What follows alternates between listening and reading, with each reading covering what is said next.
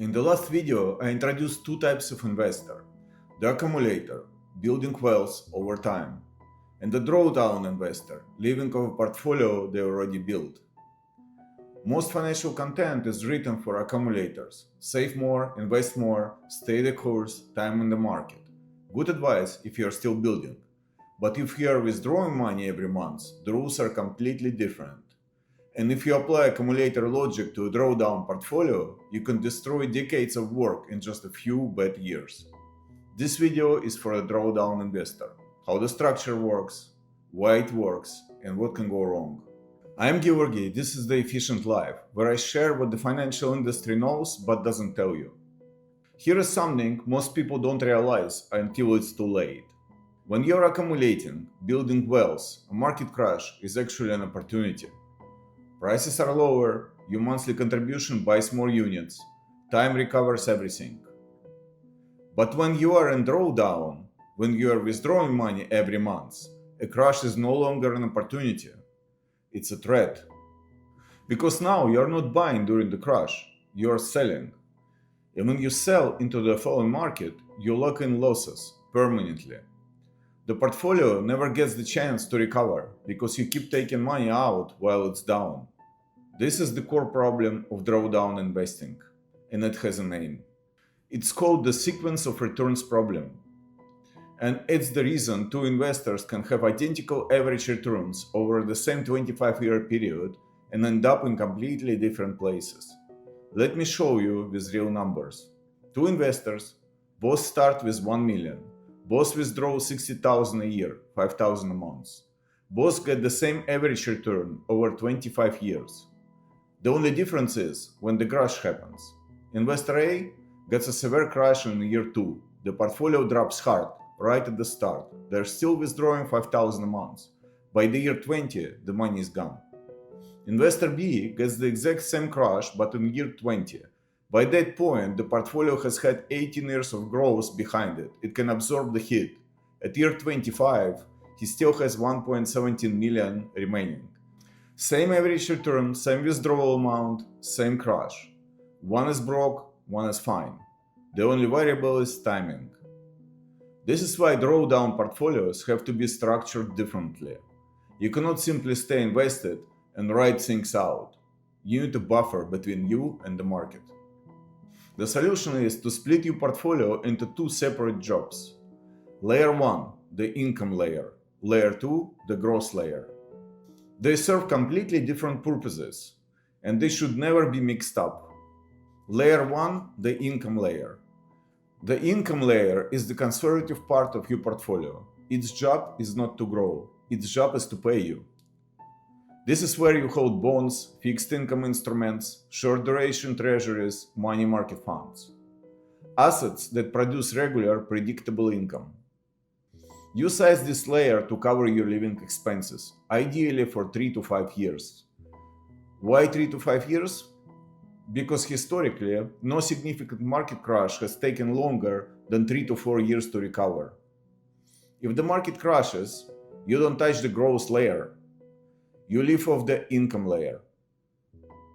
You give the growth layer time to recover. Then, once it has, you replenish the income layer. The income layer is your buffer. It's what protects you from being forced to sell at the worst time. The growth layer is where the long-term wealth preservation happens. This is your equity exposure. S&P 500 index funds, global equities, real assets. Investments designed to grow over time. The growth layer doesn't need to pay you directly. That is not its job. Its job is to ensure the portfolio keeps pace with inflation, continues growing, and doesn't run out. Because the biggest risk in drawdown isn't a crash. It's outliving your money. People are living longer than any retirement model assumed. A 60-year-old today may have a 35-year retirement. A portfolio with no growth engine will not survive that.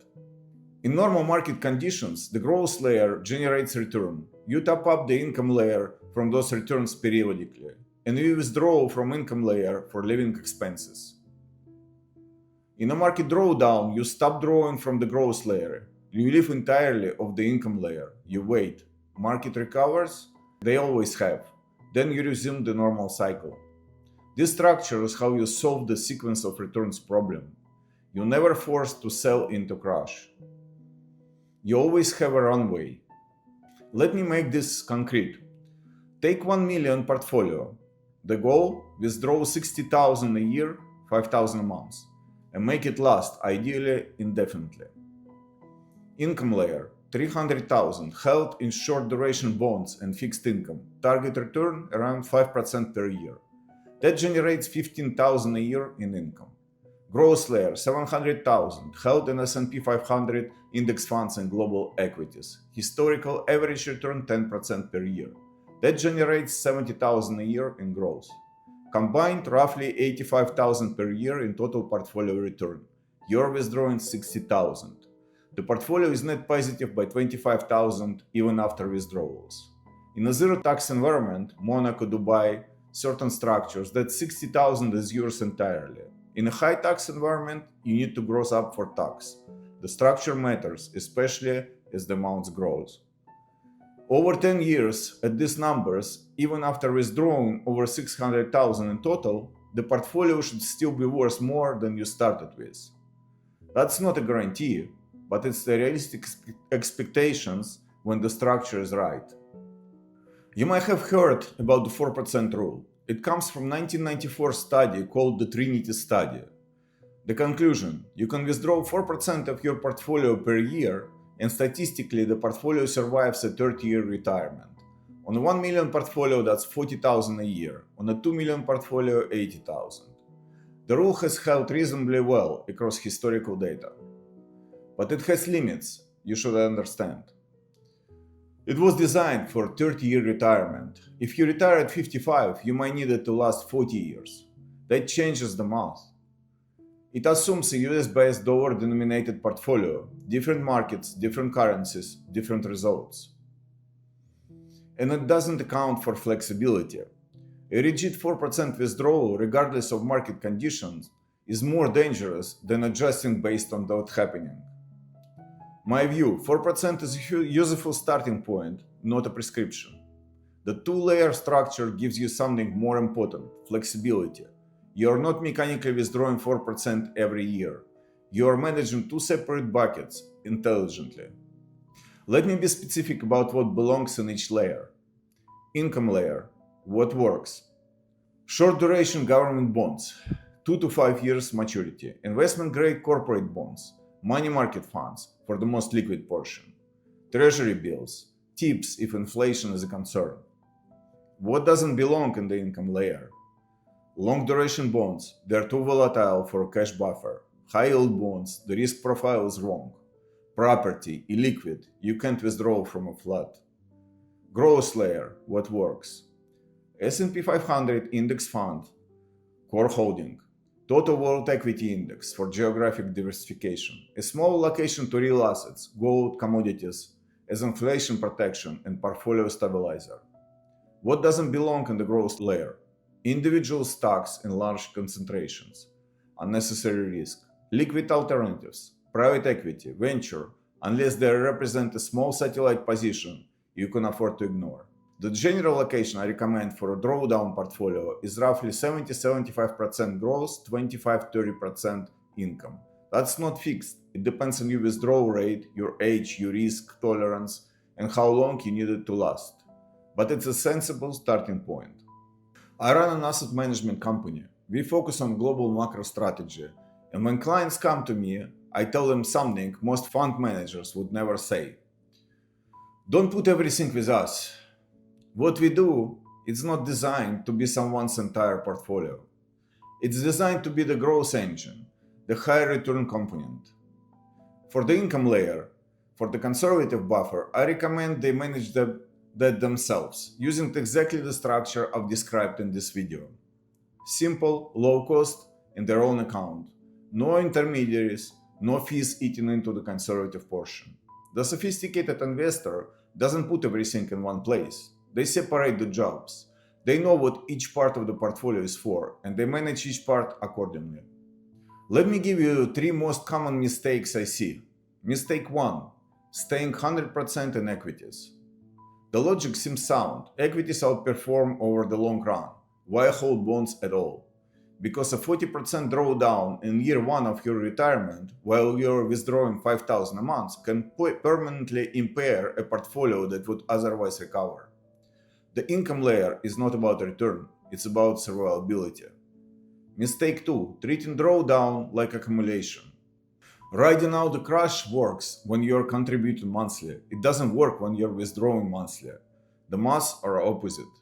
If you haven't internalized that shift, your structure won't help you.